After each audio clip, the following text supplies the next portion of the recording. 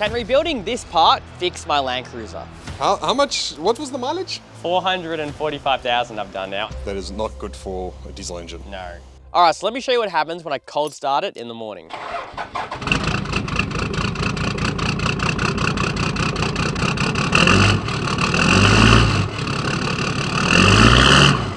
So it starts a little rough, but where you really notice it badly is when you try and actually use a vehicle or drive up a hill when you first start it. So watch this. Now our driveway is a little steep at home, so a bit of a steep way to get out in the morning. But here we go, put it straight into first gear and just go to drive up the hill. Now my foot is flat to the floor and look at the revs. My foot's flat to the floor and we're not going anywhere. We're barely making it up. It wants to almost stall. Oh, foot to the floor in first gear. And look at all the soot coming out. At this point I get worried and I just back off because I'm like, I do not want this thing to bloody crack a piston, because I'm assuming at this point that the injectors are spraying that poorly on the top of the cylinder head that is probably just dripping down pure diesel, not non-atomized diesel, onto the top of the cylinder heads, which is obviously not going to make us go very far. All right, so the first thing we're going to have to do is take out the injectors. Now to do that, we've got to take off the intake manifold piping just to get access to them all, but it's a pretty straightforward job, so hopefully none of them are stuck in there and they'll come out fairly easily. So let's get straight into taking these out. Now, if your injectors have been in there for a while, they can be a bit hard to get out. We tried using a slide hammer, but opted to use the injector collar and a bolt as a pivot point to tap the injector out.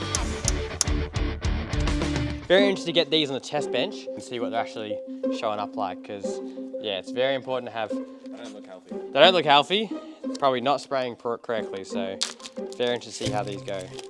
And I'm labeling these not because you necessarily need to know what injectors which when you go to reinstall them. It's more so for the fact that I know, oh, cylinder 3 was having a real rough time. You know, maybe you want to keep an eye on what cylinder 3 is doing or whatever if it was firing really poorly for a long period of time. So it's more for our own benefit. All right, so that's all the injectors. 1, 2, 3, 4, 5, 6, all done. It actually wasn't as painful as I thought it would be. It was fairly easy, probably did that in an hour or so. So now that we've got them all out, you might be wondering, oh, where's the new ones? Did you put new ones in? Well, what we're actually going to be doing is rebuilding my current ones. So we're going to take them down to a diesel shop. We're going to get these tested, actually see how all 6 of them were performing on the car. And then from there, we're going to rebuild them. So let's get onto that. All right, so I've come down to MTQ Engine Systems. This is where we're going to be rebuilding my injectors. Now, MTQ specializes in turbochargers and diesel fuel injection. So that's fuel pumps all the way to injectors. So they've kindly allowed me to come down here with the camera and stuff and actually film how they rebuild the injectors. And hopefully we're going to learn a heap today, learn some knowledge on how to rebuild these. So yeah, I'm really excited. Let's go see what these are like and yeah, get started on rebuilding our new ones. So let's get into it.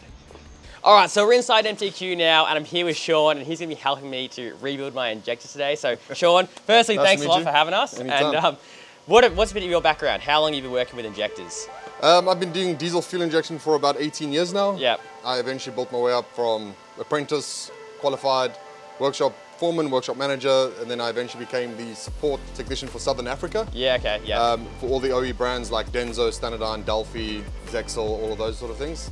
And yeah, I've been doing this for long enough that I was even eventually starting to repair and audit all the test benches. And I was also doing workshop audits to make sure that the guys remain sort of in a standard and an OE standard. And so yeah, that's what I used to do. So I think I'm in good hands here today. Hopefully he doesn't have a heart attack when I show him my injectors, but nah. So anyway, these are my injectors out of my 1HDT 80 series. Now, I'll start you off with injector 3. Just have a look visually what you think. He hasn't seen these yet. How much, what was the mileage? 445,000 I've done now, and I don't know when they were last done. Right, so they're definitely overdue. Can look at that. I mean, these are not the worst I've seen. Okay. But you can definitely see they've done that kind of mileage. Yeah, okay, yeah. So we're going to try and establish what their current condition is. Yep. And then from there, we'll show you guys a bit on what to look out for. Yep. Again, most of this is going to be in your vehicle, so you're never really going to see it sort of firsthand. Yeah. But I'll explain to you some of the conditions we can expect to see and the way the vehicle should be behaving when an injector's in this condition. Yep. And then we'll go through the stripping process, how we clean it, how we analyze the parts, the new parts we're going to put inside here. Yep. And then we'll show you, obviously you'll see how they're operating now, and then how it's going to operate afterwards. All right, awesome. Let's get into it. Sweet. So again, these are not too bad. This is just standard carbon buildup. Yep. For an example, when a nozzle starts to get really blue, then we know that there's been an overheating condition on that cylinder. Yeah. So again, perfect that you've labeled these. Not everyone does that. Yep. Because then guys would say, oh, I've got a misfire. Yeah. Oh, I don't know which injector we're looking at to say the yeah, misfire was coming yeah, from. Yeah. So very cool. So we're going to clean these. We're going to pop them into the ultrasonic cleaner, and then we'll put them on the bench and show you guys how they work. Sweet, sounds good. Screwdriver. So all these do these all get replaced, obviously? Yeah. We'll give you new ones, yeah. Yeah, cool. So this little O-ring, as you can see, it's brittle and flat. And Yeah. But that is just a dust seal. Yeah, That's all okay. it really is. Yeah, okay. Because I feel like a lot of people feel like this stuff's pretty daunting to like think about, you know? People don't really want to... Well, the thing is, there's a lot of information about it, and the difference between like a petrol injector or petrol engine and a diesel engine is that this injector and this nozzle is for that engine. Right. You cannot go and put this now into a 1HD FTE. Yeah. The spray pattern, the angle, and everything are different. Yeah. And you could definitely damage the engine by putting the wrong injector nozzles and all of that inside there. So let me quickly go wash these, and we'll put them into ultrasonic cleaner. So we're just engraving in what number injector each one is, just so when we put on the test bench, I can see, oh, injector 3 was working really poorly. Maybe I should, you know, check on cylinder head 3, so. Now I can mix them up, we know which ones are which. Yep, cool. So this is just like a degreaser, really. Yep. It is really cool that we get to like rebuild something that's already in the car. Like so much these days, everything's like, even though Sean was telling me before, like a lot of the new stuff, it's cheaper to buy a brand new injector almost for these modern cars and go to the effort to rebuild it. But on older stuff like mine, it's actually sometimes the only way is to rebuild it because it might not even be, it might be so hard to get new ones. So yeah, it's really cool to be able to rebuild my old ones. So after cleaning them, again, not as bad as one would expect. Yep. That carbon buildup, I mean, this is inside the combustion chamber on the flame front, so this is naturally going to build up carbon over time. Yep. But again, not too bad. Yep. Overall condition is fair for the cool. mileage. Okay, good. Yeah. All right. That's good to hear. They have been done before because there is a job number that's engraved on the cap nut. Okay. So someone has definitely done them. Yep. How long ago and who did them, I'm not too sure. Yeah. How often do you usually recommend doing injectors for an old car like that? Really, you want to sort of at least test the injectors at 100,000 kilometers, every 100,000 kilometers. Yep. And then from there, base your decision whether or not you want to change the nozzles. Yep. Traditionally, the guys would, like if you're putting the injectors out anyway and then testing them, you might as well just change the nozzles. Yeah. But that would be like in a sort of perfect world. Yeah. I think at 200,000 kilometers would be your pushing point. Like 200,000 kilometers, you have to change the nozzles. Okay, yeah, cool. And so look at these two injectors and see how they're starting to blacken up sort of past where that sealing washer is. Yep. So that's also get an indication of that washer is starting to fatigue. Right, yep. All right? Yep. And so some compression was bypassing it very slightly. Yep. And it's starting to blacken the side of the cap. So let's put them on the pop test and we'll show you exactly how they're operating.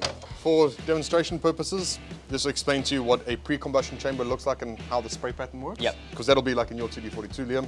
Yeah. It'll have this kind of injector in it. And then we're going to show you how your injectors currently are, but also explain to you what the differences are between a direct injection injector and a pre-combustion injector. Yep, perfect. All right. You'll see the way that this is spraying, and we're going to build up pressure. You can see it's just one sort of funnel out spraying.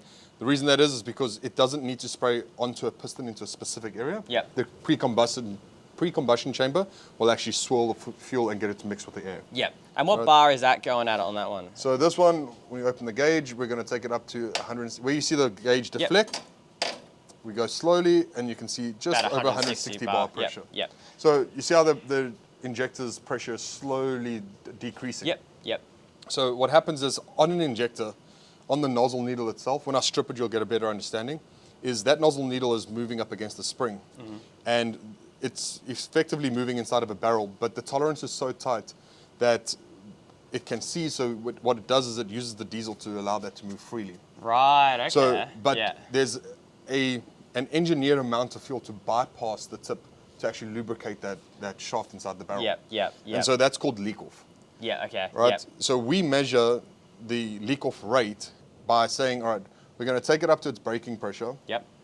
And then different manufacturers have different standards for this.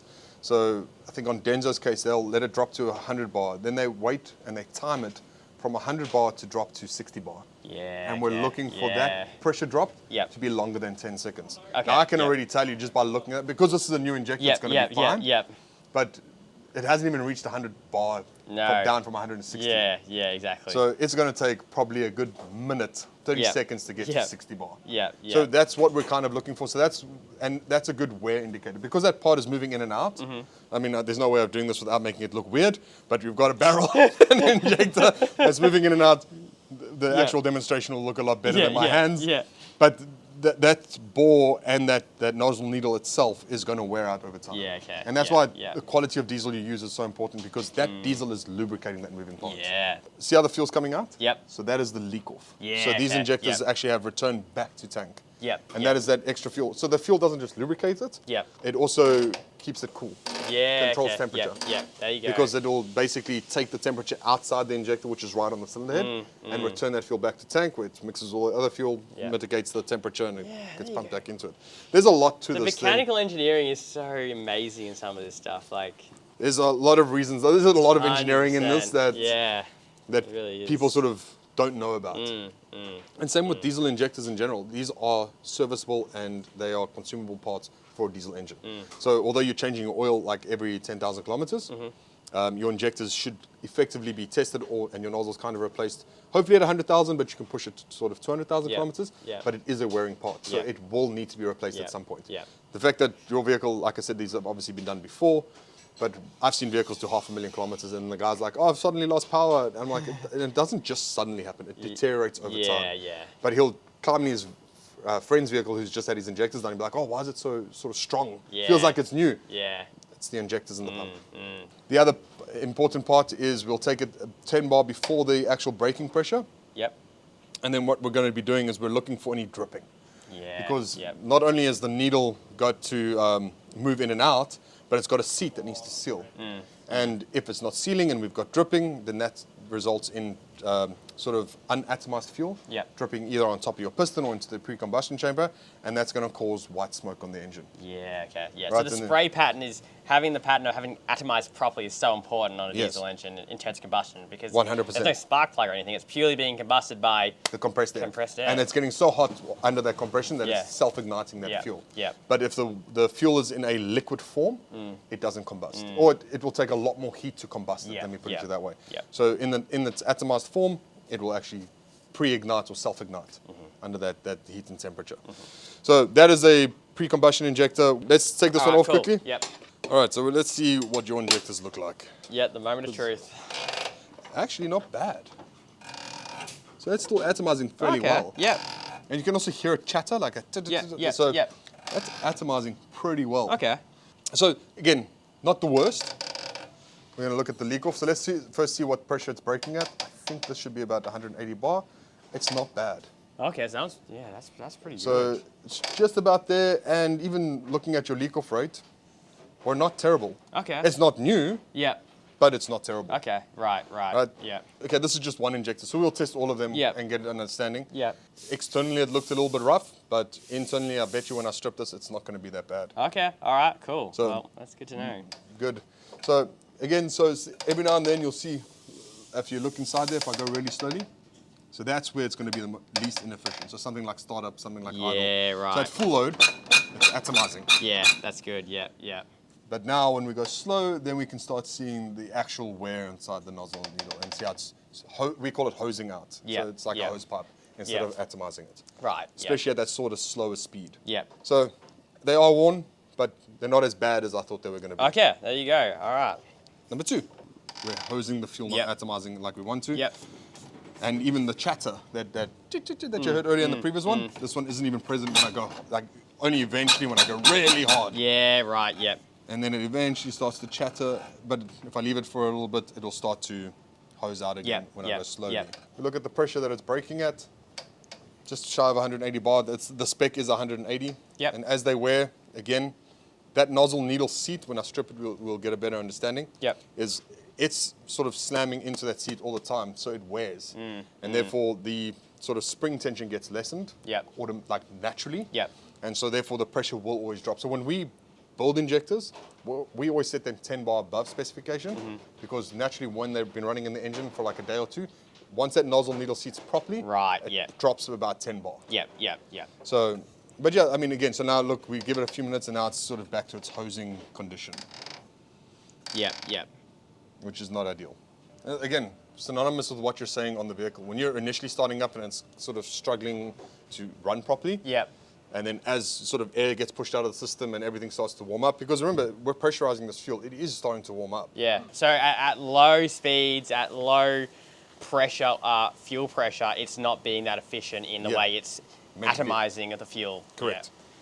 So, Which means when you're running at really high revs on the highway or whatever, you might not really notice much of a difference. No. But down low, yeah, because you've got less engine inertia, less compression, sort of piston inertia compressing that air Yep. at lower speeds. Yep. At higher engine RPMs, I mean, that piston is moving so fast Yeah. that it will compress and ignite that fuel properly. yeah, yeah, Again, standard wear. I mean, the leak off is really good. It's yep, It's just that nozzle needle seat and the nozzle needle tip itself that's Yep. creating that sort of unatomized condition yep, yep. that is not good for a diesel engine. No.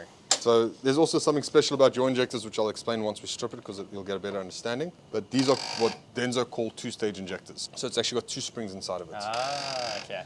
The result of the engineering that went into sort of mitigating this diesel engine tractor noise that people didn't want in their passenger cars, right? So that is the result of direct injection. Yeah, Direct yeah. injection engines sound like tractors, right? Denso weren't the only ones to do this. Zexel did it, Bosch did it, and even Delphi did it. And these are all the OE manufacturers for the vehicle manufacturers themselves. Yeah. So Toyota don't make their own injectors, Denso make those injectors for them. Yeah. Anyway, what they did is that noise that you're hearing is a result of the way the diesel ignites with the air and the fuel under the compression. Yep. And if you had to draw it out in a graph, what happens is you'll have like low noise, and as that injector or as that cylinder ignites the fuel, you get this massive pressure spike. But it literally goes from flat to straight up, because that's how quickly it ignites. Yeah, yeah. And that result of, instead of having like a sort of gentle curve, Yeah. that straight up and down, it looks like a zigzag, is that noise you're hearing. So in a pre-combustion engine, that sort of curve was a lot gentler, because the fuel's being sprayed into a pre-combustion chamber, mixing with the air and then being ignited. Yep. So it takes a lot of that noise away. Yeah, yep, yep. So, but they're also less efficient than a direct Yep, injection yep. engine, right? So then what they did is they were like, all right, cool, we're going to put two springs in here, and we're going to control the way the fuel is delivered into the engine.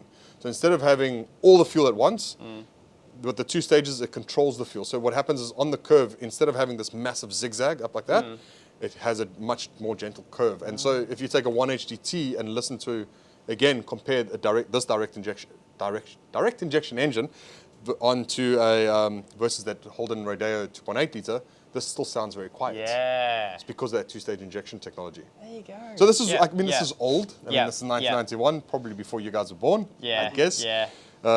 But that was the engineering behind this. And when we strip it, I'll explain to you all the different parts. Yeah. Versus, even though these are different shaped nozzles, this is a single-stage injector, this is a two-stage injector. There you go. Because I guess it's funny too, you don't think about the Toyota making essentially a tractor engine, but making it into a daily For a driven vehicle. car for a family, for a mum to drive the kids to soccer in. Correct. So it's like they don't And want be to... fuel efficient. Yeah. And be able to tow a caravan on the Yeah. weekends or on Yeah, holiday at the boat. Yeah. So a lot of engineering went to making it that it behaved sensibly and Yeah. drove nice on the road. So we've got a cap nut, or Yep. nozzle retaining nut, as some of the manufacturers will call it. This is our nozzle itself. Yep. And I'll explain this in a bit more detail after that. Got our intermediate plate. And the reason I didn't want to just break the cap nut is because we've got really thin pins Yeah, that okay. locate this Yep, nozzle. locate that, yeah. So this nozzle can really only go one way. Yeah. If I try to put it the other way, then the center needle I doesn't. see, yep. Right? And that is all again designed with the purpose of that these holes line up with the piston in a Yep, certain way. yep. This is going to be our spring peg. So this, your nozzle needle actually pushes up against here. And this yep, rests yep, on the spring. Yep, okay, Right? yep, yep. So, but now we're going to strip this and we're going to see something really cool. All right. So this injector has this capsule over here. Yep. And there's another spring inside there, which yes, is that's effectively your second stage. Yep, yep, yep. And then this nozzle, this spring, this is your first stage spring. Yep. And then this spring peg is separated on the spring, right? yep, and yep, by this yep. shim. So as soon as the fuel actually pushes the nozzle needle up against the spring, Yep. it eventually will push up against this. That, and then- that'll push against the yep, second spring. yep. And so that's how it controls the rate of Right, delivery. yep, yep. We will strip this as a special tool to strip that, because there are two shims here. One is called the first stage shim, and Yep. the other one is the pre-lift shim. So Yep. effectively the air gap between the peg on this spring and this pin. Yeah, okay, So that's yep, your pre-lift spring, Yep, basically. yep. And that allows us to change when the exchange between first and second stage actually takes place. Right. Okay. Yep. Yep. Right. So anyway, so that's what we've got over there. We've got our nozzle needle, or our nozzle, and then here is our needle inside the injector. There you go. Right. So I don't know if you can zoom in there, Liam, and you see like a silver ring on the very tip, on the angled tip over there. Yeah. All right, but it's pretty broad. Yeah. From what it's meant. It's meant to be like hairline thick. Yeah. And that's what a new injector would look like.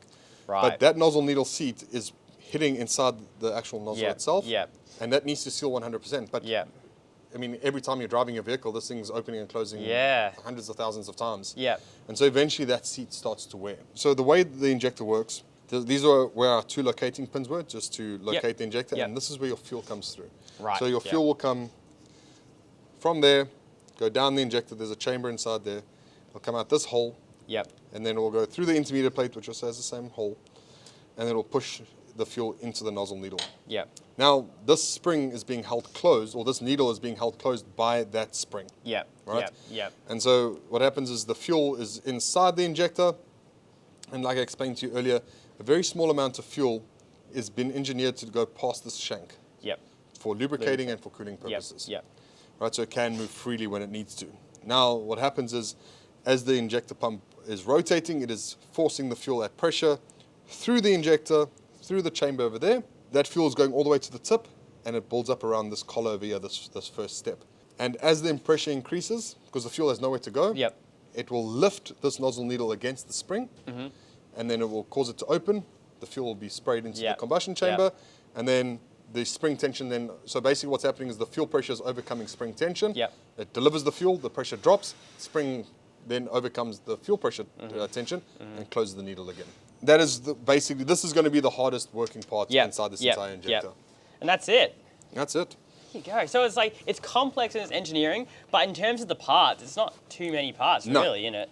You were saying that before that a modern injector, a lot more moving parts into it. So here we have what, call it 10 parts inside this injector that make it work. Yeah. Then we take a common rail injector and we'll have like sort of upwards of 30 parts inside of one injector. Right. Because the control moved away in modern vehicles from the pump being the brain of the engine that had the governor speed and when the fuel needs to be injected and how it needs to be injected to being moved to the ECU. But then the ECU controlling the injector like it would have, like a pump would have controlled it before. Yeah, that's the biggest thing is obviously on this older stuff is that it's all mechanically operated. It's not like a modern a diesel engine where it's all computer telling it when to open, when to release. Correct. It's all based upon spring rates and spring tension, spring rates. But that's also why it's kind of precise in design. Yeah. Because it needs to operate within that parameter. Yeah. And if it's outside of the parameter, then you can have an engine that's misbehaving. Yeah. Not operating like it should. Yeah. That's your 2-stage injector. We're going to just strip these Buckleys, clean these. Yep. Get them ready for the new parts, and then we're going to show you guys how we set these up, how we do our measurements. Yep. All right, so we're putting them in ultrasonic. Is that ultrasonic? Cleaning fluid, Cleaning fluid. So it's just an ammonia-based cleaning fluid. Yep. It just helps break the carbon down. Yeah, so when we go to reassemble, we don't have that interfere with any of our new parts. Yep. And then we're just going to put it on. That's the heater, and it's on for 30 there minutes. You go. So it's just high frequency vibrations. Yep. If you can look, see how it's busy breaking off that carbon. Oh, you can already see it coming off. Oh, wow. There you go. Yeah. So you're asking like, why do we recondition these injectors? Firstly, Toyota don't make them anymore. Yeah. Or Denso don't make them for Toyota anymore. Right, yeah, okay. So they are obsolete. Yep. But Denso still do make the parts the normal wearing parts for these injectors. Right, okay, To be able to recondition them so they can go back in the engine and serve you another 200,000 or 400,000 kilometers. Yep. These are obviously for different injectors. Yep. These ones are a lot worse than your injectors. Yeah, okay. How black their carbon is. Yeah. One really good way to tell if you've got a problem on one of your cylinders, we'll put these side by side. These have all come out the same set of injectors. You see how blue this is? Yeah, yep. And this one isn't. Yep. I guarantee you on that cylinder, either had an overheating condition, so either it got really hot, melted a piston or anything. Yeah. So that heat transfers through the nozzle. Yep. And it actually distorts the way it works. So in these you can see how badly black they are on the inside. Yeah. And look how dull this section is over here. Wow. That was definitely a problem on the vehicle. Kind of any form of smoke out of an engine is either the pump is overfueling or the injectors are not controlling the amount of fuel being injected into the engine. Yeah. But based off of the smoke you're seeing coming out of the exhaust will tell us where our problem is coming from. Right. Right. So traditionally on worn out injectors, in the case of yours, we're probably going to see things like black smoke and high fuel consumption. And black smoke is too much fuel that isn't being burnt. Right. White smoke tells us is also unburned fuel, but it's fuel being injected at the wrong time or not being ignited completely. Right. Okay. Yeah. Right. And then blue smoke is generally oil. Yeah. Right. The blue smoke's even worse. That's bad. It's really bad. But that can come from things like your turbo being worn, the turbo seals, Yeah. obviously your rings on your pistons, Yeah. maybe on the cylinder heads, on the valve stem seals. So blue smoke is oil. White smoke or black smoke is traditionally fuel related. Yeah. That fuel needs to be injected onto that piston at exactly the right time so it can be compressed with the air to be ignited to create the explosion, right? So if your fuel isn't being atomized correctly, and it's just hosing in, or it's dripping onto the piston and it's starting to build up like actual liquid form on top of the piston, that will result in white smoke. Yeah. The problem with that one is if that's left for too long, you're going to end up getting things like liner wash, or what happens is that fuel starts washing past the rings on your piston. And it starts to score the bore because the diesel isn't as thick as the engine oil inside the engine. Right. So it doesn't provide the same kind of lubricating properties. Yeah. So it will wear prematurely and it can start causing damage to the engine. Yeah. When it comes to black smoke, again, that's going to be now too much fuel, but not enough air. Making too much black smoke, that means there's too much power, means we're going to start overheating the engine. Yeah. And so you can start getting hot spots on the pistons, Yeah. and we can start seeing things like melting of a piston. It can also be as a result of a intercooler that is leaking, or a turbo that isn't functioning properly, because a lot of the pumps, especially on the mechanical systems, use the boost pressure from the turbo to trigger the amount of fuel injected into the engine at the right time. But if there's not enough volume of air coming out of that turbo, so if it's worn out, then the fuel is being injected, but there's not enough air to actually burn the fuel completely. And then you end up with black smoke and you get that soot out of the exhaust. Yeah. So those are sort of the signs to look out for. But yeah, injectors are going to be the main thing to look out for. Yeah. And then eventually the pump as well. Yeah. So let's check out the water. That was pink before and now it's brown. All right. So now we've got pretty much all the carbon around the cap nut. Yep. All pretty much gone. And then you can actually see the color of your tips. Oh yeah, there you go. See how the bluing? Yep. So that's normal. You want to see the bluing right at the tip. Yep. But you don't want to see it sort of Come traveling down. up the injector. Yeah. Because that means it's going to start affecting the way everything inside the injector performs. Yep. So for your injectors today, like I said, the nozzle is the sort of biggest wearing part inside your injector. Yep. So we're going to install new nozzles. We only use the genuine parts, so those injectors are made by Denso. We are putting Denso nozzles back into them. Yep. Earlier I showed you the type code that was on the injector nozzle. That right, tells me what type of nozzle it is. And so these are exactly the same part number. We've confirmed that the stamping is the same as your original nozzle that came out. Yep. And then we've also, through the Denso portal and website, the stamping that's on your injector body number tells us that this is the right nozzle for your injector. Sweet. So we know 100% it's for that. So new nozzles. Yep. We will adjust the shims inside the injectors.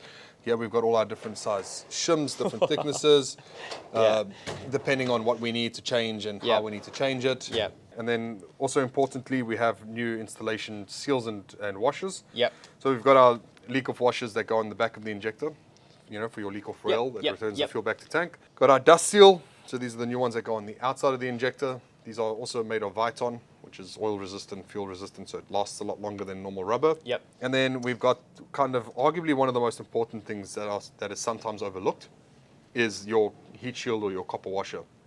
So this is the seal between your injector and your cylinder head. Yep. Right? Yep. And the thickness of these washers, the shape of them, the design of them is paramount to the way the injector sits in your engine. Yep. So if this was too thick, so let's say, because on your engine particularly, you get different variations of the injector thickness. Yep. So this injector, let me quickly show you guys, this is the two variations in the washer thickness, if you can see that. All right. So if we had to put the thicker washer in, for argument's sake, into your vehicle, this injector is now not going to sit correctly where it's meant to fire on top of the piston. As a matter of fact, it will sit deeper inside of its bore, where the nozzle actually fits through, and it will start spraying fuel against that or on top of the piston, which can cause engine damage. It can cause engine which damage is to the literally piston. a story I've heard of people accidentally putting the wrong size washers in and then leading to all sorts of problems in the engine. So awesome that. So just a thing to keep an eye out for. Yeah. And you don't want to create more problems. No. All right, so that's what we're going to end up doing with these injectors. We'll do them one by one. All right, so one of the things we do is obviously we've got a brand new nozzle, which we'll grab there in a bit. Yep. But inside all injectors, there are no gaskets or seals. I don't know if you've noticed. We have Yeah, no that's true, rubber, actually. no anything. Yeah. Metal to metal, true sealing surface. Yep. So when we recondition injectors, it's really important that we reface these surfaces so Yep. that they're true again. And this surface, obviously the nozzle is new already from the factory, it's already surfaced. And that is, so when we torque all of this down, it is true. So when it's all compressed, it seals. Yep, And it yep. cannot actually leak fuel. So we just got like a multi-purpose oil spray, like a WD-40, Yep. just to help lubricate it. And then we face it in a figure 8 position so we don't go sort of lopsided. Yep. All right. And then we also do it on the glass, which is fundamentally the truest surface you can get. Because steel can wear and it can distort, glass doesn't. So we had like a stained surface to a perfectly true There clean you go. surface. Oh, So yeah, there's your look at brand that. new nozzle needle. Oh, yeah, that's shiny. That is crisp. So we're just going to test it with the original shim before we have to do any other measurements. Yep. Because what I suspect is going to happen is that because we're pretty close to the nozzle opening pressure, Yep. that I think just the replacement of the nozzle is going to be fine. Okay, yep, yep. So we put our locating pins, we put our intermediate plate on, and we put our injector nozzle lid on.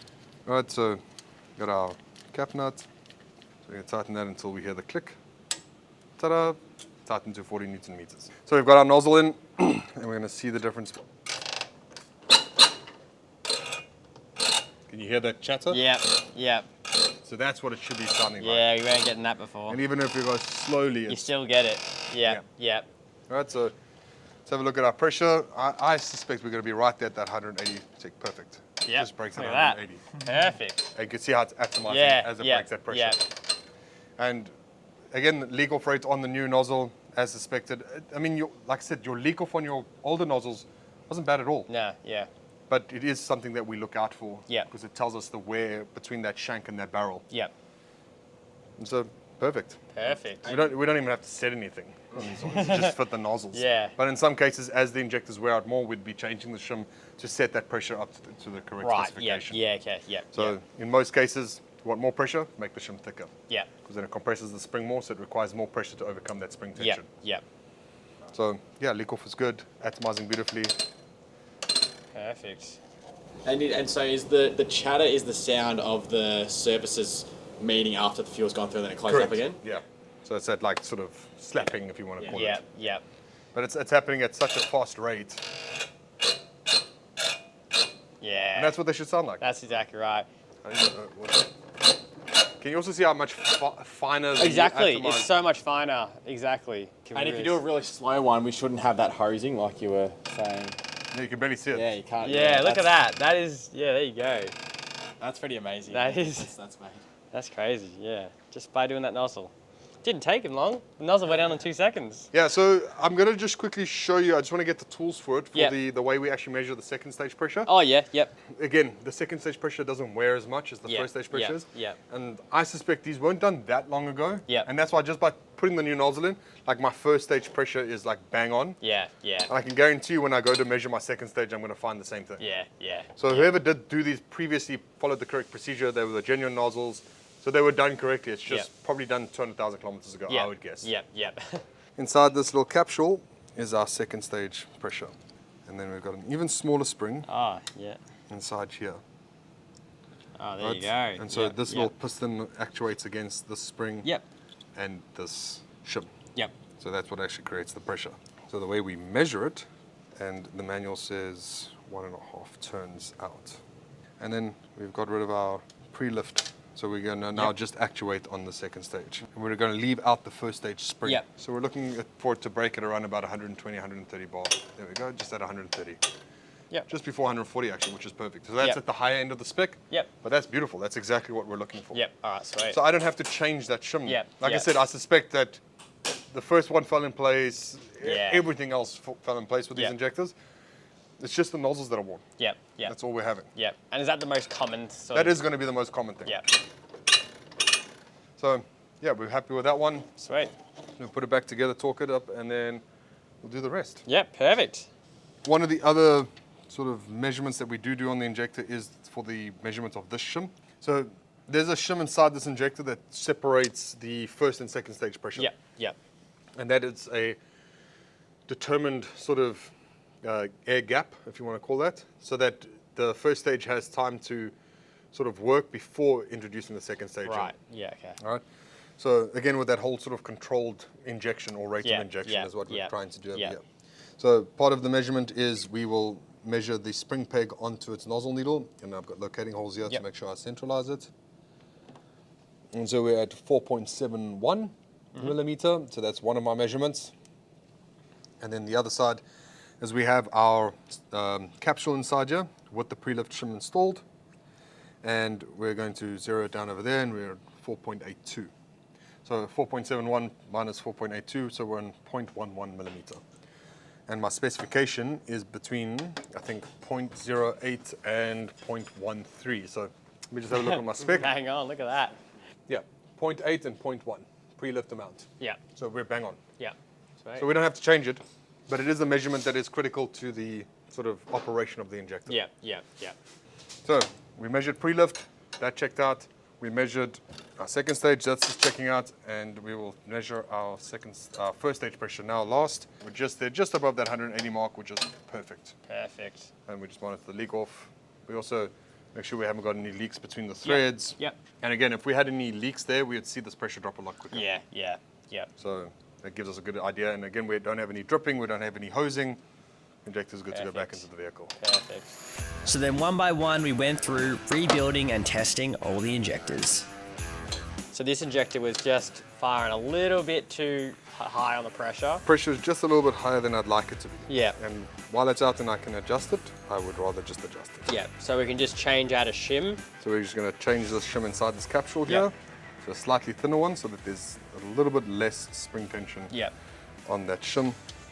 We're 10 bar down, which is exactly where I want it. Perfect. We also laser etched each injector with the date it was rebuilt for future reference. Just don't look into the laser. Yeah. Oh, there you go, perfect. Yep. Look at that. All right, so the injectors are all done, refurbished. Sean's done an awesome job. And they're looking brand new. So I'm really excited to get these in the 80 series. But before that, I want to say a massive thanks to Sean, Todd, the team here at MTQ that allowed us to come down here and share their expert knowledge on diesel fuel injection. I've learned so much today, and it's just been awesome. We've been chatting with Sean all day, just talking about cars, and it's been really fun. It should have been a 2-hour job. It took us the whole day. We've just been talking all day. It's been really good. So if you guys want to do anything with your cars to do with turbochargers or diesel fuel injection, come down and see the guys at MTQ. They got branches all over Australia. We're here in Melbourne, but yeah, you can go Sydney, Brisbane, wherever. Come down, see Adelaide. the guys.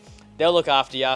And yeah, just again, massive thanks for Anytime. having me down here. And yeah, I've learned heaps. So yeah, anything else that you want to mention? Yeah, I mean, we do fuel injection, we do both the diesel pumps, the diesel injectors, newer common rail systems. Some of our branches have workshops as well, and dynos, so we can actually do dyno testing and dyno tuning.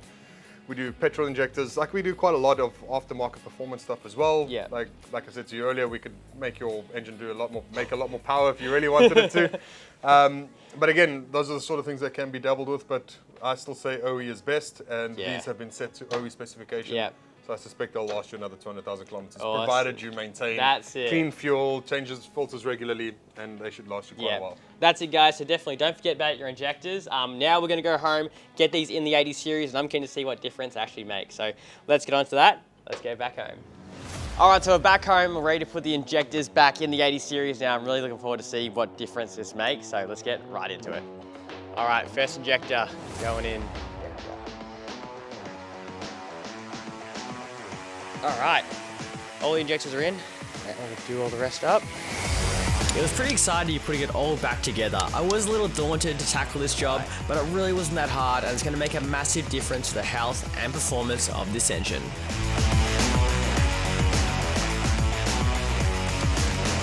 All right, so it's all back together, all ready to go. We'll get the 80 out of the shed just so we don't soot everywhere when we first start it, because we might need to crack an injector or two just to let them bleed out because there could be air in the system. But yeah, we'll roll it out of the shed and get it started. All right, there you go, jump in. All right, so I'm going to crank it and Liam will check. Yeah, so first, before we start it, because there's going to be air in the system, we're just going to crack the injectors and like as long as we crack a few of them, Yeah. fuel should be able to flow out and those injectors will be right. And then close them up, start at the other ones that haven't been cracked or bleed through. It'll be a bit smoky and coffee though, so don't think that's bad injectors. Yeah. But All right, you ready? yeah, it's ready when you are.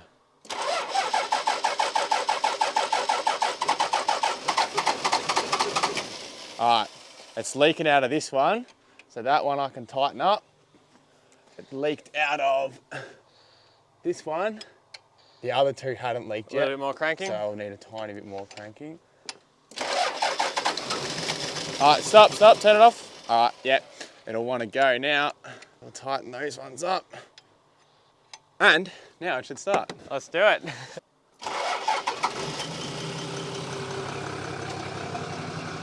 It wasn't even that smoky. Nah. There you go. Any first impressions? I mean, it's not smoking too bad. It looks pretty good for a cold. I mean, technically it's a cold start. It's been sitting in the shed for. Does it sound any smoother? Not really. That's about Hard the to same. tell. Well, I pretty much gotta get in it and put it under load and see how it feels. Yeah. Sounds like it's all running all right, so. All right, so I've recreated the same conditions. So cold start in the morning. Let's see how it starts and then if it can make it up that hill. All right, you ready? I'm very curious to see this. Look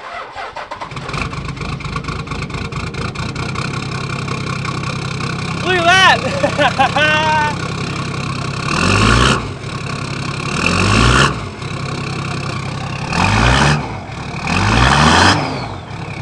No white smoke. All right, quickly, up the hill. All right, now we're gonna quickly, while it's still cold, turn the car around and see if it can make it up the hill. All right, here we go. First gear. Oh, straight away, it's just onto it, power. Look at that! Straight onto it, plenty of RPM. And we're at the top of the driveway on a cold start. You'll see here, engines are still at 14 degrees, next to nothing on the EGT, so it works. Cold start, no worries. Well, it definitely didn't do that before. I would say that's a success. Finally, I don't have to sit in the driveway for 15 minutes before I can leave my house. How good? Instantly, just had power. I guess it seemed like it went a lot better. It just had power. I could have pushed harder on the throttle and I would have kept going. So, good. Success. All right, so you saw there, it made it up the hill when it never used to on a cold start, so that's awesome. Now, it is performing a lot better at low revs, so a lot less smoke, more power, better fuel economy. At high speeds, I honestly haven't noticed a heap of a difference, but that obviously because our injectors were atomizing properly once they got warmed up and once they were working really hard. So yeah, not a huge difference on the highway, but on low stuff like this, massive difference. Now, we also talked to Sean about fuel pumps, and that's a whole nother video, so much info and just in that. But we spoke about mine potentially being a little bit worn out and maybe leading to some of these issues that I'm actually experiencing. So if I want to really get the best engine performance I possibly could, I'd take that in, get the pump checked out, because I might be due for a rebuild itself. So if you guys are keen to learn about fuel pumps and want to see a video on that, definitely let us know, because that's a possibility that could happen in the future. And again, massive thanks to the team at MTQ Engine Systems. I learned so much about diesel fuel injection, and I hope you guys did too. So make sure to give this video a like, get subscribed, and we'll see you all in the next one.